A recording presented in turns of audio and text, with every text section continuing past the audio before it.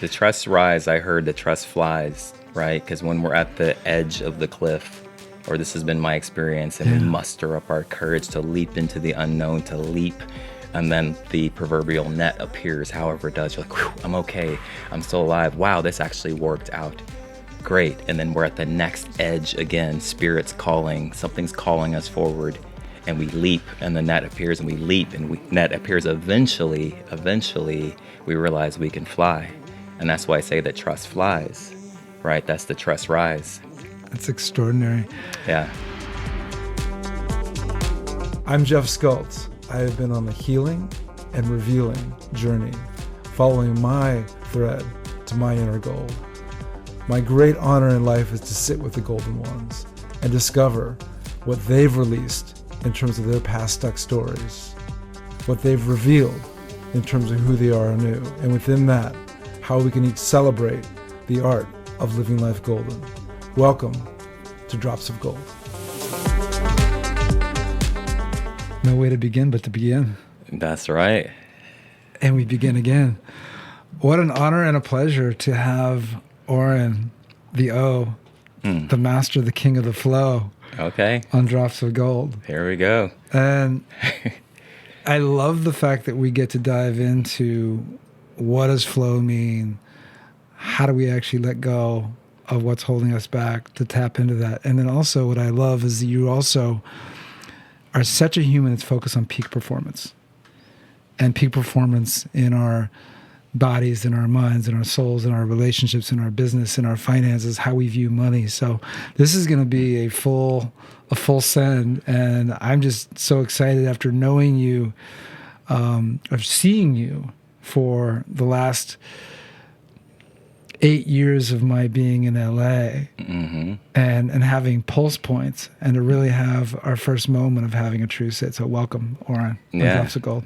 I'm stoked to be here, man. Thanks for having me. Yeah. Yeah, it's a good moment. It is a good moment. Well, every moment's a good moment. And so how do we begin? You know, I think it would be a fascinating thing for us to dive into where you were formed. And what we mean within that, we all talk about like, where were you born? You know, like, where did you become this version of you, and what were the circumstances that allowed you to access your truth? I mean, so many significant moments in my journey and my evolution, but when I like stretch back to like defining moments, like destiny shaping type of moments or periods of my life rather, I would go back to two significant things happened. This was maybe like 15 years ago. One is that the only job I ever had was as a school teacher and a coach. I coached sports, track, football, basketball, and that came about as a result of not knowing what I wanted to do when I was in college and kind of following a somewhat traditional path of go to school, go to college, get a job. You know, I wasn't completely lost in the sauce of that, but I was kind of following what my friends were doing and really just discovering myself. And so when I went into college, I didn't know what I wanted to study. I tried several different majors, and then I wound up teaching school and coaching sports for 4 years. It's the only job I've ever had. And maybe like 3/4 of the way through, before I retired and took a leap of faith, I had started just thinking about things in the background of my awareness and in my mind of like, oh, I want to try this, or what about this? And it started really occupying a lot of my attention. And so I had this vision come to me at the end of my life where I was sitting around with some friends, maybe playing cards or dominoes or something like that, and just reflecting on my life. And I imagined actually being in regret, wondering what if I would have done this? What if I would have gone after this dream? What if I wish I would have? What if I did this? I wish I would have done that. And that vision terrified me, one, and it also almost in the same moment inspired me to take a leap of faith. And so then I took a leap of faith and I retired while things were really going well. Like I'd won a couple of championships with my sports teams. With these high school kids? Or Yeah. Wow. And my classes were going phenomenally. So anyway, I took a leap of faith, and that was a significant defining moment in my life because I started a business. And the only reason I started the business initially is because I became an actor. And that was one of the things that I wanted to try. I'd been creative throughout my life, and I wanted to explore acting. And I didn't want to be a starving artist. And so I decided to start a business. And so then I became an entrepreneur because I wanted to pursue my acting. Somewhere in the stream of that happening, and I started acting, I started a business, it started going well. I had a breakdown in a relationship that I was in.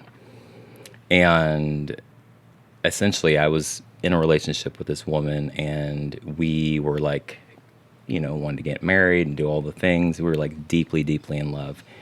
And a couple of catastrophic things happened that sent our relationship into a spiral, not necessarily between her and I per se, but just the circumstances. She was a white woman from Arkansas. Not that that means anything. However, her family, I wouldn't say they were racist, but they definitely would not have approved of our relationship. So we were in this like secret relationship, and we're like, we have to come out of the closet at some point, obviously, because we kept falling deeper and deeper in love. And then her father passed away. And she was like super close with her father, super tight-knit family. And so like that was obviously intense for her and for her family. So then it was like, okay, we can't like spring this on them right now while the family's in this immense period of grief. Then, and I'm feeling this like,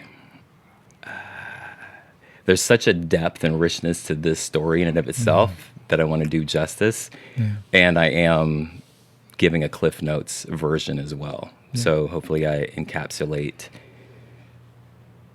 just my experience here in my share. So then, some time had passed, and, family still grieving. She was still in very deep grief. She was really, really close with her father. And then she got pregnant. We got pregnant. So if you can imagine, like, okay, another major thing happening. And long story short, she was like, she could not even fathom, while her family's in this process, being like, oh, not only am I with a black man, but we're having a baby. Long story short, she had an abortion.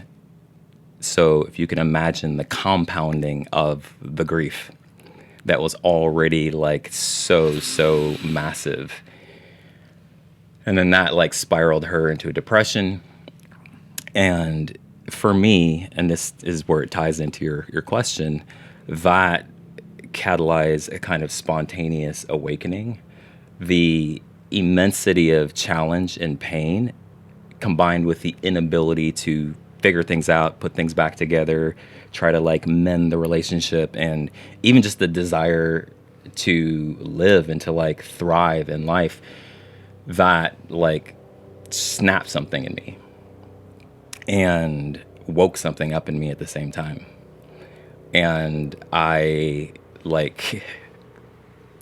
had a moment very similar to, I don't know if you've heard Eckhart Tolle's story about he was on a park bench and he had like a spontaneous awakening.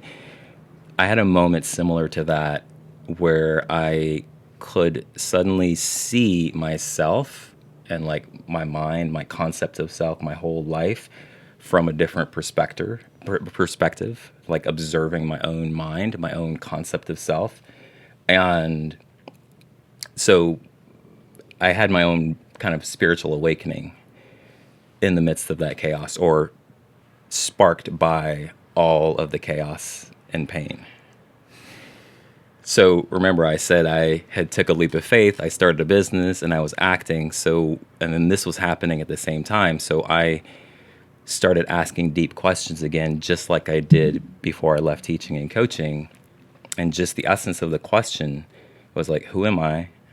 Like, who am I really? Beyond the labels, beyond teacher, coach, who am I and why am I here? Like, why am I truly here? And what was I put on this planet to do that only I can do? So, take you to the next significant chapter. So, in that period of time, as I was evaluating my life on a deep level again, I had met this lady who was a successful entrepreneur. Because remember, I said I started a business. And she was giving me some tips, some advice. And she, said the usual suspects. Because I asked, what do you attribute your success to? And she said, hard work, focus, great teams, da da da da da. And she said, but most of all, my coach has been the most impactful thing in my life. And I had been a sports coach, and I'd heard of like executive coaching, life coaching, but I didn't know anything about that world. She gave me his card. She said, you should go see him and you can experience it for yourself. So I went and had a session with this life coach, and boom, I had another breakthrough revelation about myself, which I was already deep in the question of who am I? And another kind of illumination happened in that one session. And then I saw my life. It's like I saw my life flash before me, in the sense of like, I realized that throughout every phase of my life, people had always been drawn to me for guidance, would share things with me. And I was like, and I saw this golden thread, what became a golden thread and was more of a revelation. It's like, oh, I'm like this coach guy. Without the label, without any, I was like, oh, I'm like this guy. And so I decided with my I am, I literally said, oh, I'm a coach. And that's how I got into coaching. That story unravels and unfolds. But the other significant thing that happened in that period of time is I repeated my strategy of interviewing somebody who was successful. A friend of mine coached for Tony Robbins. Him and his buddy, I got on a phone call with them, and I said, what's the best way to build a coaching business? And they said, there's many things you can do, but if you're a great speaker, that is a phenomenal way to build a coaching practice, add value. Anyway, so I was all gung-ho, and I decided to join Toastmasters and public speaking organization. They teach you the craft of speaking. I'm sure you're familiar with it. And so I go to this Toastmasters class, and in the first class, I was like, can I cuss on here? Yes, fuck yes. Yeah, fuck no. I was like, fuck it, I'm going to sign up for my icebreaker and just dive right in, which is your first talk. And I went home and I wrote this talk, and it was called Who Am I? And later, in hindsight, it proved to be very prophetic. So I write this talk. I'm walking around in my apartment. Who am I? Who am I? Who am I? Who am I? Just seeing things I'd seen on TV from speakers and movies and whatnot. And I was a hot mess on the inside.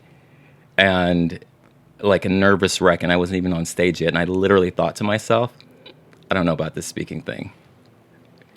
Maybe I'll just continue coaching, but I'm going to go through and do this talk and get it over with.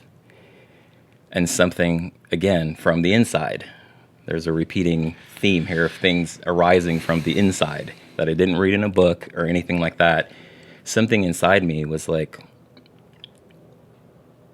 I don't want to go try to do a good talk. And this prayer came to me. Dear God, I give this talk to you. I give this to the space inside myself where I am most authentically myself. I redefined success. I was like, all I'm going to do is go up on stage, share my heart, share my soul, and speak from that place and get it over with. I'm not going to try to get the mechanics, the the uhs, the pacing, all. I was like, F it. So I go up there. It's my time. I'm on stage. I start the talk. Who am I? If you have asked me a few years ago, I would have said I'm a teacher, I'm a coach, I'm an actor, I'm an entrepreneur. But is that really who I am? I continue on with the talk, And when it was over, first of all, like no time passed. I didn't experience any time. And then when the talk was over, it was like, everybody stood up. I got a standing ovation. And I was so present that I was just like being, but like in the back of my mind, I was remembering the guy fumbling around in my apartment, you know, who am I? Who am I? Like, and so it was a very surreal moment. And then when I sat down at the back of the room afterwards, I was just like, what just happened? I get all these comment slips dumped onto my table because people write like feedback on these little slips of paper. And it was like, amazing, great talk, made me cry, phenomenal, amazing, best icebreaker I've ever heard. The president of that club compared me to Martin Luther King. So again, the crazy contrast and the surrealness of me, a hot mess in my apartment, and now everyone's looking at me like I'm a genius. And then after the meeting, and this is the next revelation, and I'm weaving the golden thread here. After the meeting, people were coming up to me saying kind words. They were like, thank you, that was amazing. But the way they were looking at me is what really struck me. It's like they were trying to articulate something that they experienced that they didn't have the words for. And I did my best to just humbly take it all in. I was like, thank you, thank you, thank you. I appreciate it. Wow, thank you, thank you. Then when I went home and over the next few days, this was the next revelatory moment. Kind of like when I realized that I'm like this coach guy. I was like, what happened? What was that? And the first thing that came to me was, at the end of the day, people just want to really be themselves and feel good about it.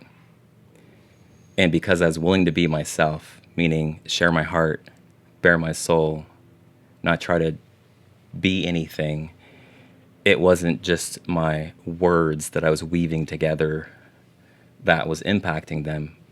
I was in my heart, so my heart was speaking to their heart. I was connected to spirit, so my spirit was activating something in their spirit. And kind of like I did with the coaching thing, just with my I am wand, I said, well, whatever that is, I am that. So then I said, I am a speaker. Boom, I never went back to Toastmasters. That was over 15 years ago. And I've been speaking all around the world ever since, in a moment in time. But it was the revelation of, I was put here to do this. For whatever reason, it was illogical. Don't get me wrong, my mind came in, was like trying to piece things together. And people were like, oh, maybe, because you're an actor. Maybe because, spiritual people were like, maybe you learned this from a past life. And I was like, I don't know, but I'm not going to deny this. I'm all in. And then I remembered being in sports and being in the zone, or being in a flow state and time slowing down or stopping, and these extra senses, and being in the right place at the right time in this next level of performance. And I was like, oh, there's a thread there. And so when I decided to start speaking, that was the first thing. That was like my main thing. And years later, that's why people say I'm the king of flow.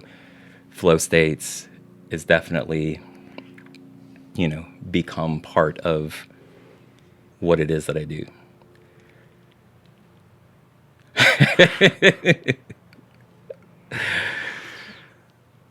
As you arrive today, who are you?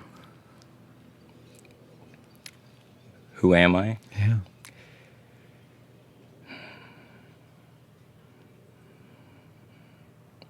Who I know myself to be is the love that I feel in my heart, the presence that emanates through my body and my being,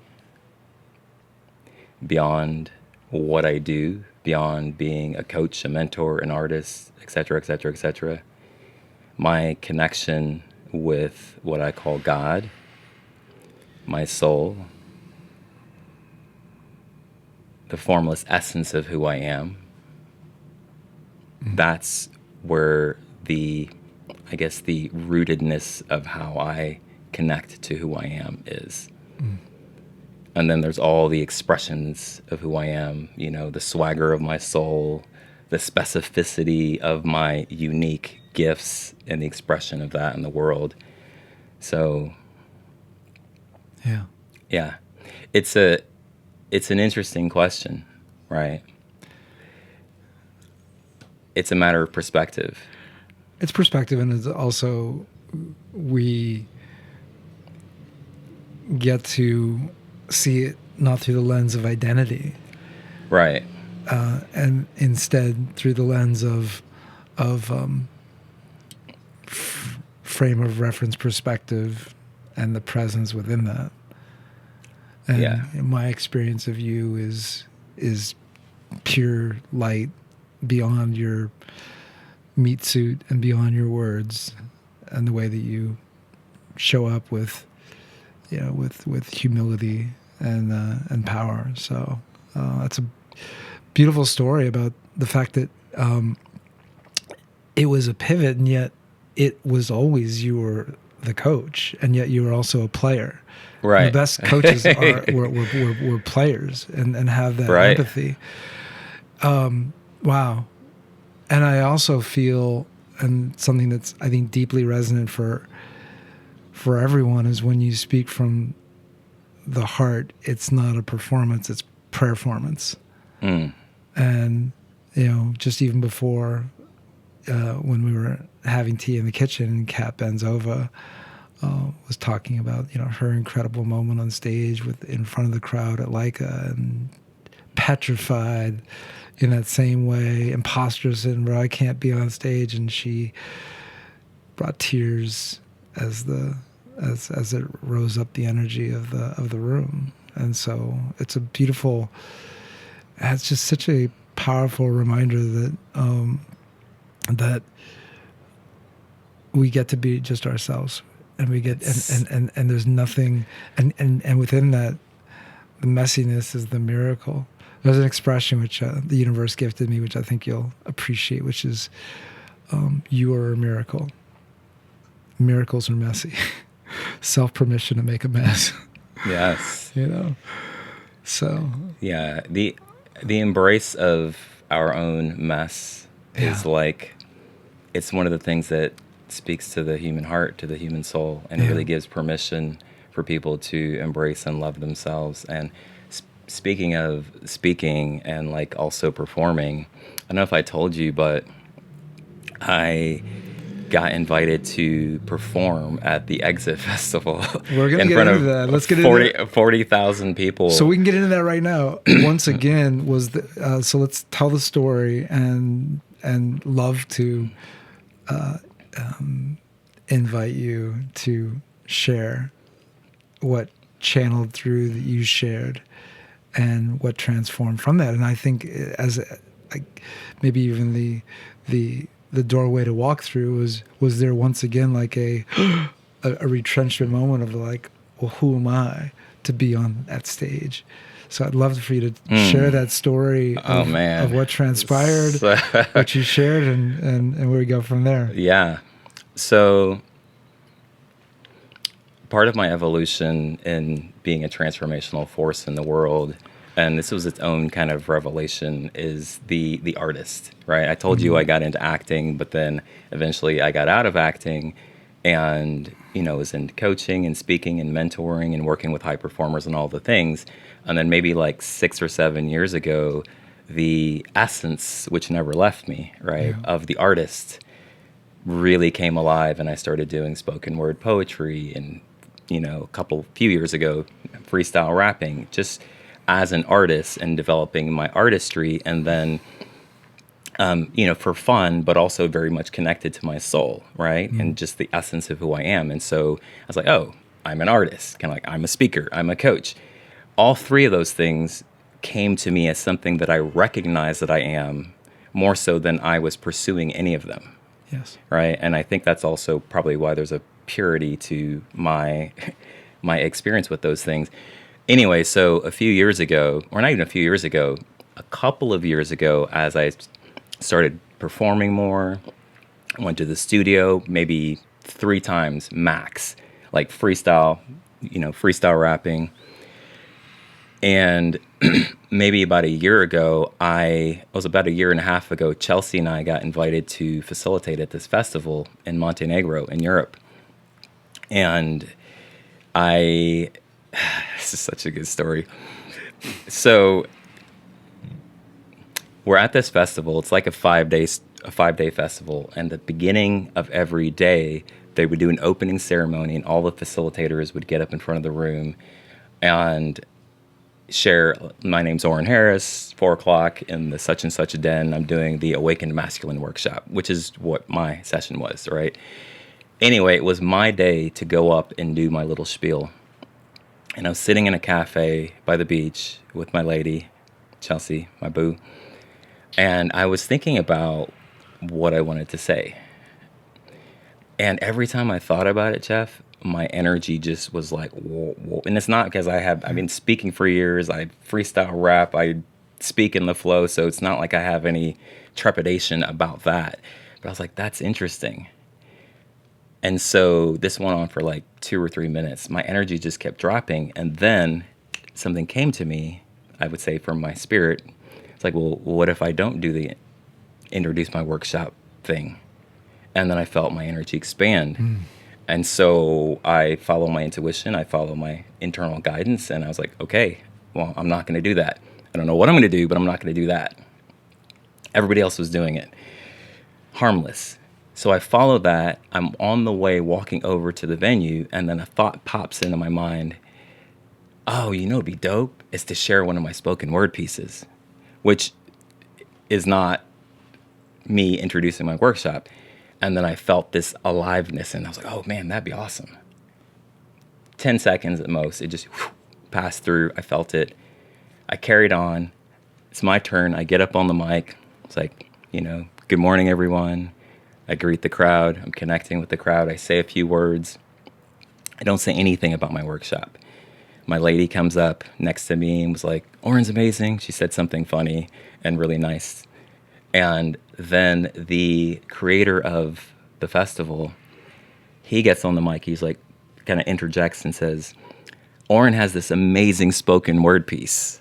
And I'm like, inside my, I was like, it's happening. He has this amazing spoken word piece. Oren, can you tell them where they can find it? And I said, I'm right here.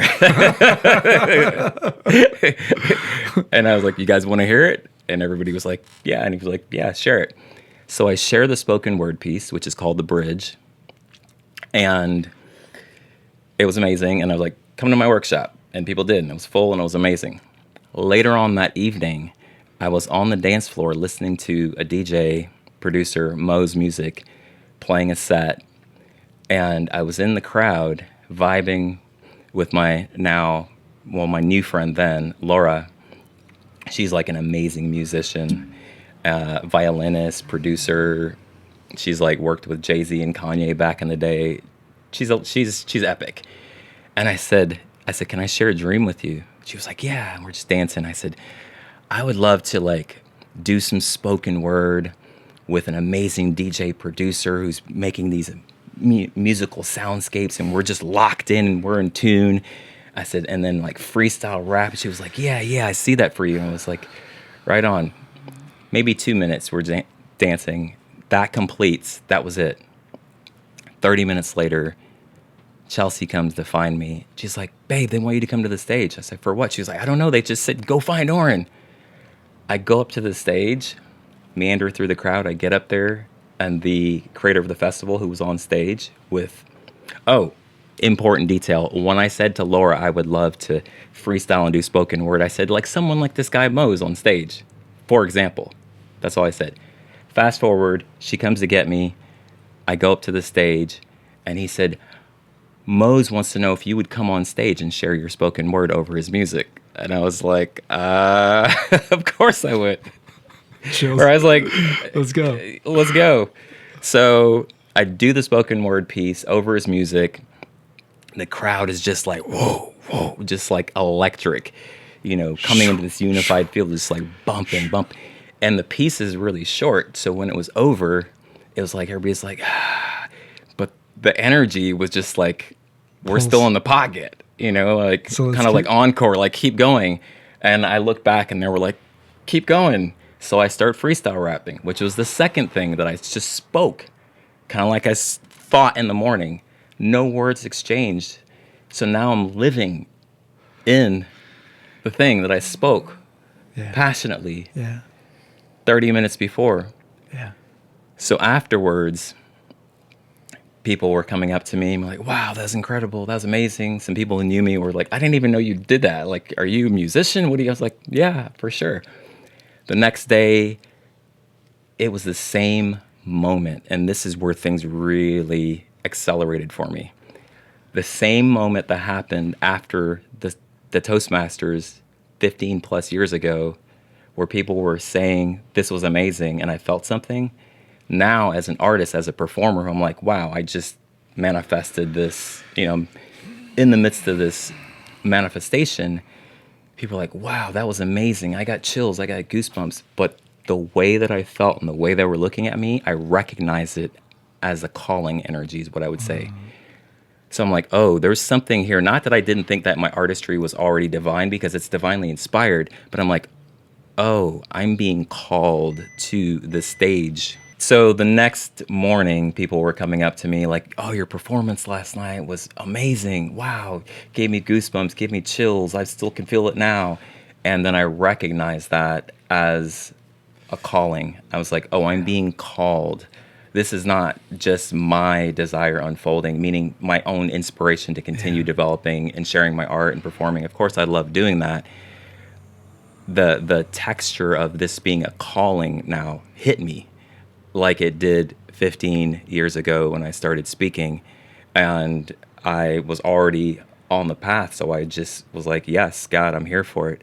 If my instrument is being used in this way to transform, then I'm a yes. And fast forward, Laura, my friend, got a video clip of that spontaneous performance and posted it online. I posted it online, and then the creator of the festival, who's also the creator of the Exit Festival, he commented on the video, and he's like, how'd you like to perform this at the Exit Festival? And I was like, I don't know, let me check my schedule. I was like, it was surreal. And I was like, oh, he's serious. This is happening. So long story short, we got in conversation. I was like, this is actually happening. Right. And so prior to that moment, as a performer, I had maybe performed for like 400 people. So I went from 400 to 40,000. And I want to just take one moment and backtrack on the golden thread and then spring forward. Many significant moments here. Had I not followed my spirit and gone against the grain and not done the workshop introduction thing, I could easily, it was harmless. It's not like would have been painful. I could easily have done that. Nobody did it. By the way, I don't think a lot of the other people really, that was their highest inspiration either, but that's another story. Had I not followed that thread, that spark in that moment, then I would not have shared my spoken word, and Mose probably would not have overheard me sharing it, which is what called me on stage later that evening. And then fast forward, now I'm going to perform for 40,000 people at a music festival. Completely nonlinear, quantum leap, completely illogical, not completely to like diminish myself. I think I'm dope, but in the sense of like the Black Eyed Peas were there, Iniko. I went on stage before Gucci Mane, a hip hop icon. So there's all of these people who are well known. There's thousands of people, and then here's me. I get splashed right into the middle of that. Shall I continue? Okay. So I was slated to perform at the opening ceremony, and then the second night, this was, opening for Gucci Mane. And so I was in communication back and forth with, actually, it was quite, how do I say this? I didn't have a lot of communication in the weeks leading up, just organizational stuff happening. Something happened with, in the family. Something unfortunate was happening in the family. And so we were all just doing the best that we could. Anyway, so I didn't have a lot of support, right? And so I was in this space of like, okay, well, what do I want to do? And so as I'm preparing for my performance for the first night and then the second night, and getting closer to the event, now the day that we were doing the rehearsal, this is for the opening ceremony, I was going to share that spoken word piece. So now because that's what they invited me to share. They're like, you can do whatever else you want, but we definitely want you to share this spoken word piece at a music festival, right? Because I shared it at that other festival. I don't even know if people know that it was a spoken word piece because I'm doing it over music. So it's like, oh, he's a musician. I was like, right, of course, which I am a musician. Anyway, there's so many gems in this story, but I want to hit the highlights here. The first night, or actually at the rehearsal, we're going to do these sound checks. I met these kids who are part of a music art project. Really beautiful kids, really beautiful mission. I was really connecting with them. They had, drums, these cajones and, djembes and whatnot, and they were doing this performance. So they were doing their sound check, rehearsal run through, and I was connecting with them. And then my rehearsal was right after theirs. And so I was just like freestyling on the mic over some beats, basically doing a sound check. I wasn't like going through my performance. And then the kids were vibing with me, and they came up. One of them came up and, handed them the mic, and he starts freestyling. So we bust out in this like little cipher, right, during the rehearsal, and they're doing whatever they're doing. And these kids just came so alive that their director and the creative director at the Exit Festival was like, man, you guys got a great chemistry. This is kind of out of the box, but maybe, like, what if you guys did something together? This is just so epic. And I said, I'm open. I know I can flow. Long story short, I said, how about we do this? They can stay on stage after they get done performing and be behind me. And if I call one of them to the mic, and it was one guy in particular, I said, just be ready. And I said, the main thing is, because there wasn't a lot of time to be organizing, a performance, right? I said, just stay locked in with me. And that way, if I want the mic back, then I'll just hand it back. Fast forward, they do their performance. It was amazing. They stay on stage. I do my opening piece, which was the bridge, and it was over like more like down-tempo, mystical, kind of like a meditative activation type of tone. And then afterwards, this hip-hop beat comes on, and I start freestyling. And while I'm freestyling, I think I said something like, because the theme of the festival was Exit Starseeds. Got it. And I said something like, exit starseeds, birthing seedlings, we'll see what the seed brings. And I was referring to the kids. And I was like, that was the moment, right? Mm-hmm. And he comes up on the mic, starts freestyling. We're in this whole vibe, maybe 15 seconds. And then that was the end of the first night. Gave a shout out to the kids.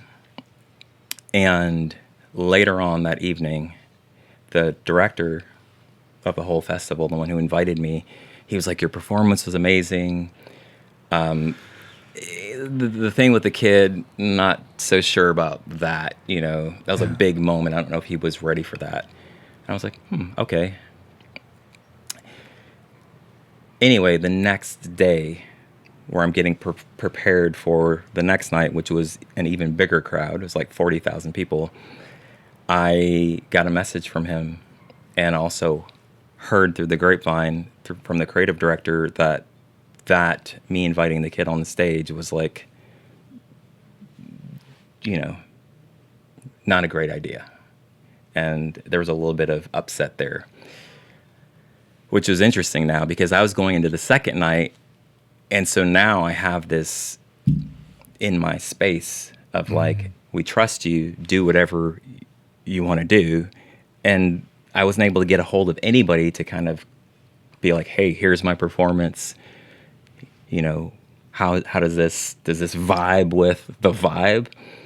And that, in hindsight, I could see that was happening for a reason, that I wasn't able to be in communication with anybody. But what it did, and this gets to like one of the pressure points for me, is I was like, oh man, now I'm thinking, which there's nothing wrong with thinking, but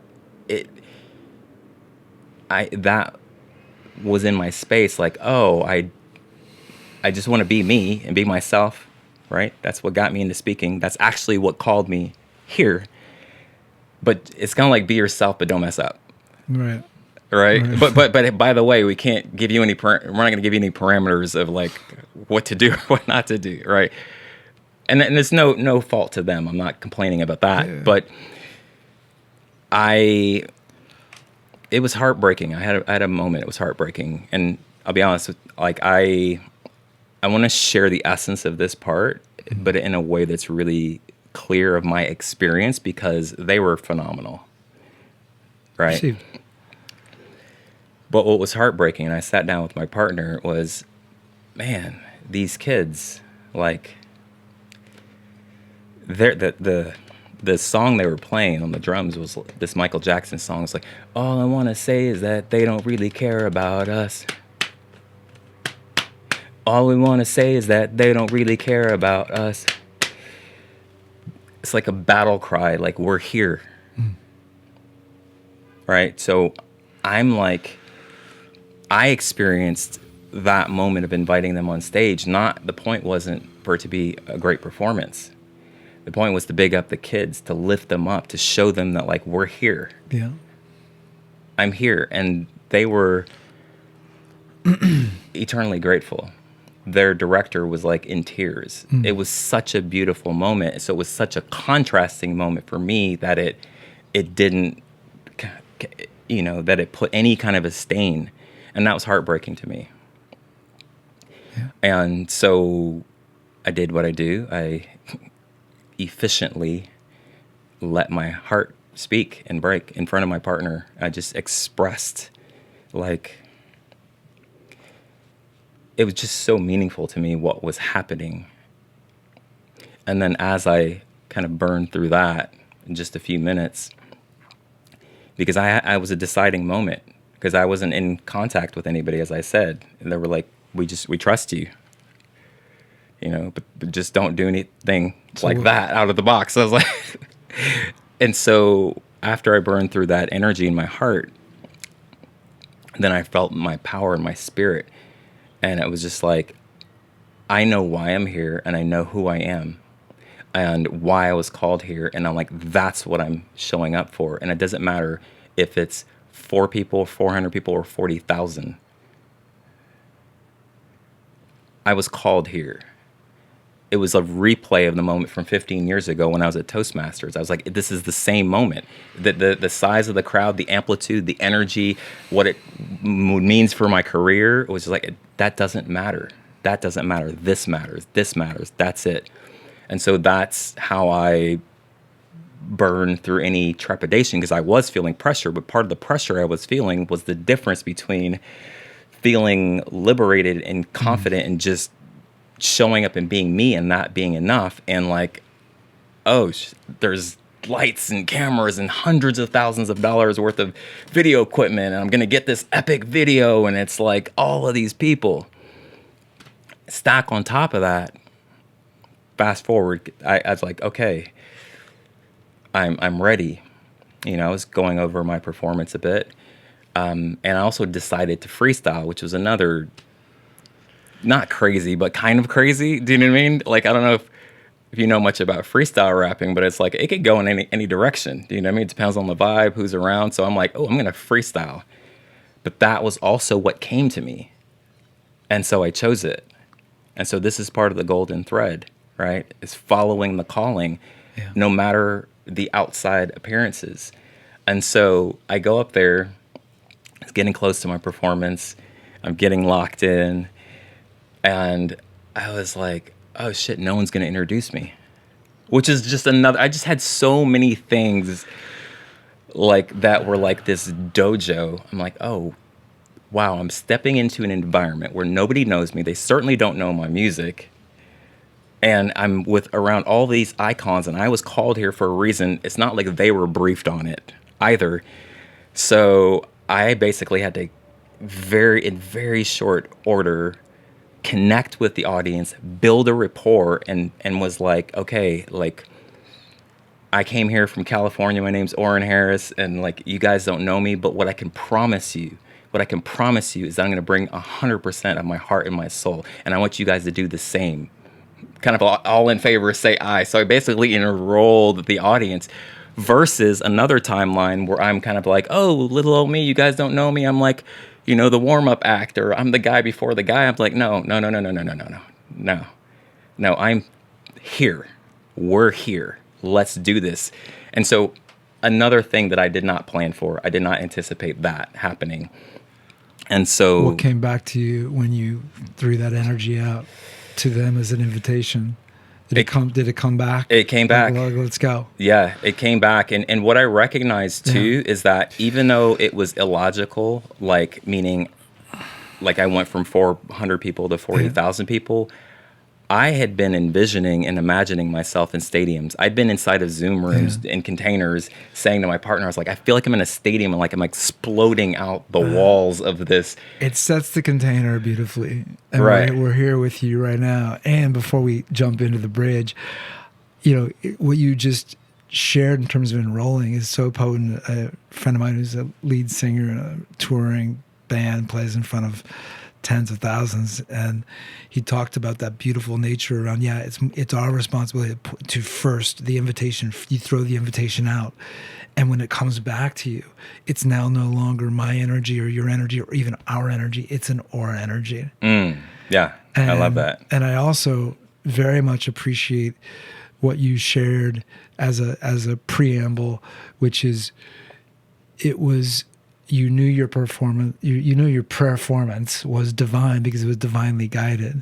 It's like Just Magic, one of my beacons of beauty in this world. She said, do what you do not to be good, share what you share to be liberated and free. And so with this as a backdrop, give us the bridge. And we'll see what happens. After that, I might lean into my edge, which is I've never in my life on an open mic done freestyle. Yeah. And so we'll see what comes through, and we might play a little back from me to you to me, and we'll see where it goes to be free. Let's go. Yeah, let's go. We're already here in the clear. So I'm going to share the bridge. All right. Shall I direct to any one of the cameras? Whatever feels organic and authentic for you. All right.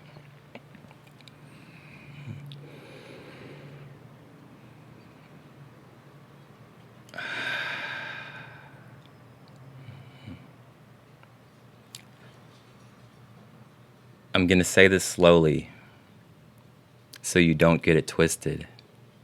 You are pure love. You are divinely gifted. I came back in time, just in case you missed it. A message from God. The veil has been lifted. Only love is real. All else is illusion. The matrix of mind is just pure confusion. Lost in the night, we hid from the light. We created a self with eyes but no sight. Lost in a land of perception, misdirection, a dream of separation. This is inception. Hypnotic deception. Die to the dream. A complete resurrection. Awake beyond sight with spiritual vision. Complete surrender in just one decision. It's time to wake up and remember your worth.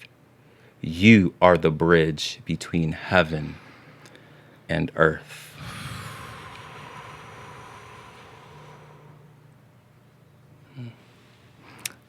There's a thing about the bridge. Sometimes it feels scary to step on, almost like it's a ridge. Mm. There's a word that I spoke into you. That was my truth, which is we get to meet on the setu. And the setu is a Sanskrit word that means a benevolent bridge, not in one direction, not misdirection, but every direction. That we get to see and be seen. And within that, I see you and you see me. And within that, we get to be, breathe, and be liberated and free.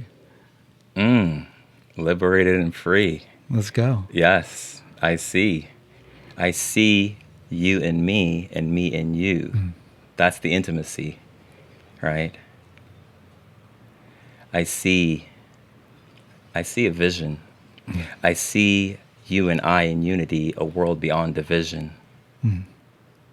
I see it so fluid, but also with precision. That's the masculine and the feminine integrated in harmony, harmonized. And what is harmony? Harmony is when we get to see that we as nature is not apart from nature, we are a part of nature. And within that, we can see that the nature is what is pure. And within that pure, we can see that we are at one with ourselves and the trees. And within that, we actually can walk as the silent spirit walkers. And it's no longer about talking. It's not even about a state of doing. It's a state of being. And within that, it truly is a divine way of seeing. Amen. Nice. That was crazy. Nice, bro. That was the first time ever. Nice. Ever. Let's go. Let's flow. Let's flow. Speaking of, we've referenced the golden thread a number of times. We'd like to receive. Yes. So pick a wrist. So this wrist represents your receiving, your self-love, your left wrist. So let's go. Thank you, sir. Bring it over here.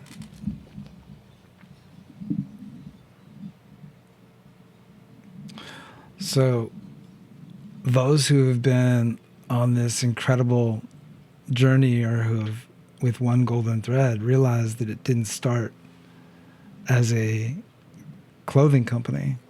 It started as a social experiment back in 2016. Grab that side. Where I saw, wait a minute, there's a blessing that goes with this. This is a special infinity knot. So I was petrified of my own voice out of fear of ridicule. And it wasn't ridicule from you or somebody else. It was ridicule from myself. Who am I to share? And somebody obliterated that lie in disguise in 33 words where he said, we're on this planet for 3 reasons: to learn, to love, and to share. And if you're not sharing your gifts, you're being selfish. Quit being so fucking selfish. Poked me in the chest, and that sent me on a journey where I went around the world, tied golden threads on people's wrists, and did a spoken word piece. I called it my manifesto, which I came to realize wasn't a story about me at all. It was a story about we.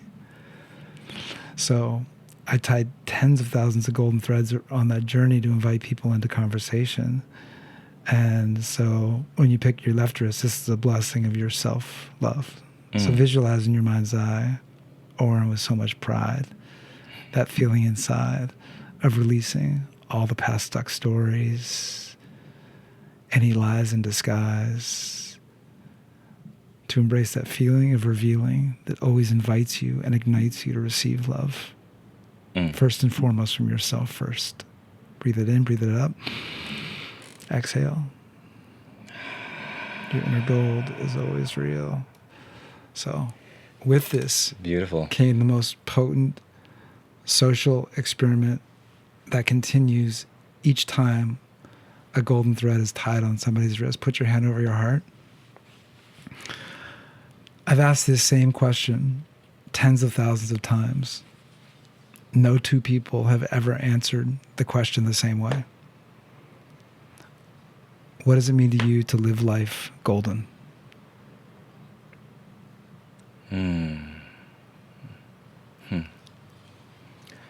To live life golden, to me, is to bring heaven to earth. And what heaven feels like in my heart is the full expression of the unconditional love that I am. What it feels like in my spirit is the giving of my gifts, my medicine, the speaking of my voice, over and over and over, just a free fall into liberating my expression. And that feels like my soul's legacy. And that feels like living life golden. Ashe, all day. You know, it's this notion of free fall. I feel like there's this whole notion of free fall, which is reframing as the trust rise. Where it's like we just get to rise in this. Yeah. In this. The trust rise, I heard the trust flies, right? Because when we're at the edge of the cliff, or this has been my experience, and we muster up our courage to leap into the unknown, to leap, and then the proverbial net appears, however it does. You're like, whew, I'm okay. I'm still alive. Wow, this actually worked out. Great. And then we're at the next edge again. Spirit's calling. Something's calling us forward. And we leap, and the net appears, and we leap, and net appears. Eventually, we realize we can fly. And that's why I say that trust flies, right? That's the trust rise. That's extraordinary. Yeah. As we wrap, which we will do this again, as we wrap a golden thread around this episode, the golden mic drop for me is this notion around like you actually offered something today as a gift that is a very unique way I've never heard anybody say, which is how do we actually tap back into a flow state? And you can define, perfect. And you can define what a flow state means, but this notion around like, I love the way you said, it's not about the fact that we're not going to have resistance. It's not about the fact that we're not going to have fear. It's are we allowing ourselves to burn through the energy to move past that resistance to the fear? Are we allowing ourselves to burn through the energy to move through, to allow ourselves to move past that resistance to fear? That is very, very cool. Yeah. And maybe you could say a little bit more about that, because that feels like that is kind of like very much like we've heard of a flow state. What is it? How do we do that? Because we all feel those moments of retrenchment, imposter syndrome. If it's not doubt, it certainly might be uncertainty, and within that uncertainty, it could cause a little hiccup. And I love that notion around, because you've continually just heard the theme that runs through. You burn through the energy and you move through. You burn through the energy and move through, which is a very interesting way to phrase it. Yeah, well, all fear is ultimately a fear of feeling. Like if you trace down any fear, if you say I'm afraid of losing my money, I'm afraid of losing my job, I'm afraid of getting hurt, ultimately all fear comes down to a fear of feeling. And feeling won't kill us. And so if we can learn to embrace feeling, or even fall in love with feeling, or for myself, I even built up a devotion towards feeling, then feeling is where healing happens. Feeling is where the revealing happens. And so essentially, as we are willing to be with what we're feeling, instead of resisting, instead of trying to fix it, instead of trying to change it, then without even knowing it, we're coming into deeper self-love. Oh. We're coming into deeper harmony with ourselves, right? And then that energy that is just feeling, if it's compressed or depressed, then it can actually alchemize itself and express itself as power moving in the direction that we want to go. Wow. And so to me, that simple process is not only one of the ways that we can actually get into a flow state, right? But it's at the core of being able to move through life powerfully, is to really fall in love with feeling. Because at the end of the day, when we say we have a difficult time in any way, no matter how intense or small it is, what are we referring to? All we're ever referring to is feeling. Like we say, that's hard, that's difficult, that's challenging. It's not the thing. There's only the experience of what we're feeling. And so, I had the revelation many times over, and then I applied my devotion to, I'm going to fall in love with feeling. I want to feel and relate to my feeling like God does. I want to relate to feeling like the love in me does, which is, there is no... That's epic. You know what I mean? And so that, I would say, is one of the core things, even as an artist, or being able to be in a flow state or feeling infinite with my creativity. Just as an example, it's because in falling in love with feeling, I also simultaneously dismantled these dualistic ideas of like failure and success. Because Yeah. failure and success, and what fear of failure, fear of success, what is it actually? Yeah. We don't actually, beings, we don't fear failure. Look at a baby learning to walk, Yeah.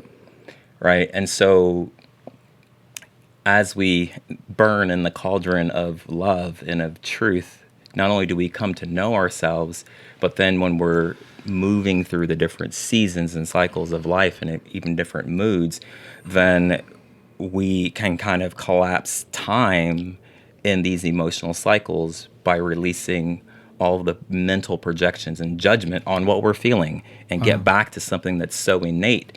You look at a baby that's feeling, we might project, oh my God, you're suffering, but it's not getting internalized into an identity. Appreciate that, and also appreciate this notion where you framed healing and revealing.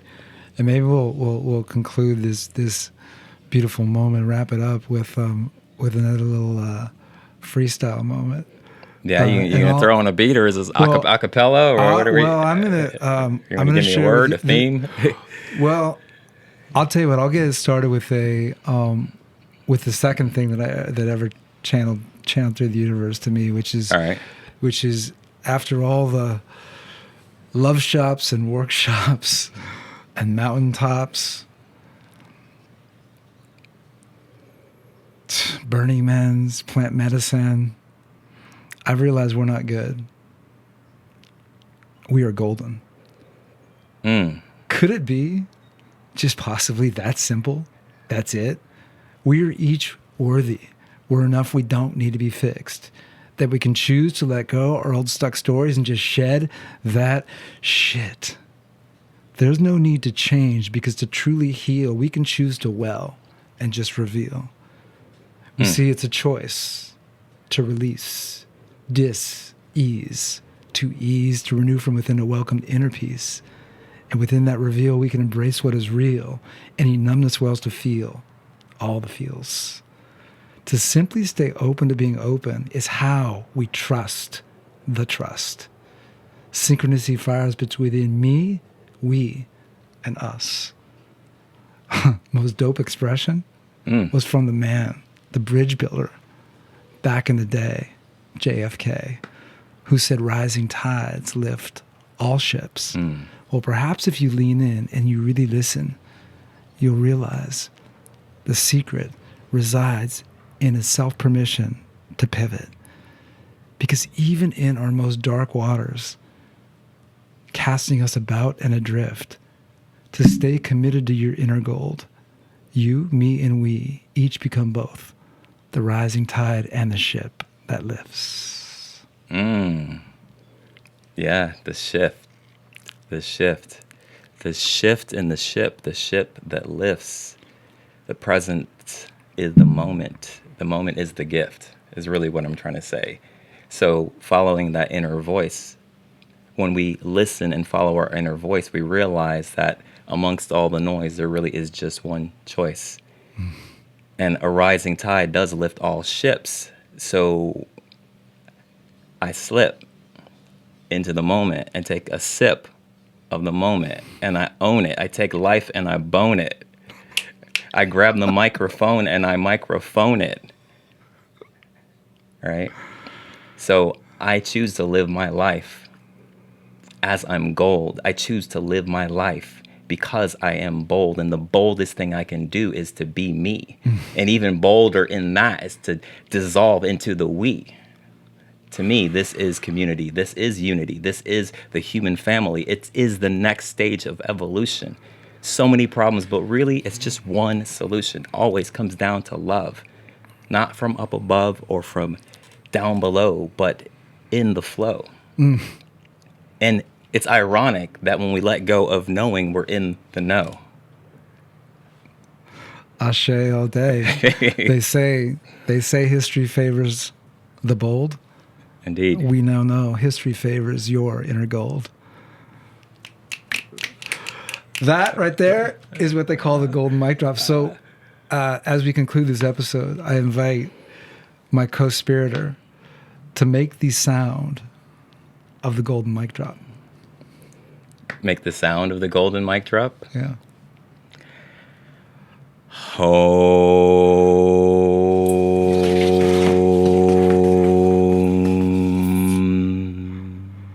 Oren Harris. Home. Here we go. Welcome to Drops of Gold. Such a pleasure. Absolute pleasure. Thank you for having me. Love you, brother. Love you too. Peace. Whoa, dog. Thank you for joining us on Drops of Gold. We trust you found listening as delightful as we found creating. Now let me tell you, it takes a village to nourish a dream. Big shout outs to One Golden Thread for powering the pod, to co-producers Mark Shapiro, Josh Robertson, and Victory for bringing it all to life, Kat Benzova for her stunning guest portraits, and special thanks to artist Taib for featuring his electrifying new track, Departures. And infinite love to you for your curiosity and commitment to living in your highest vibrational truth. Aho! Here we grow. We are all designed to be reminded we are already golden inside. I'm Jeff Scult, wishing you a radically yes fuck yes day. Ashe.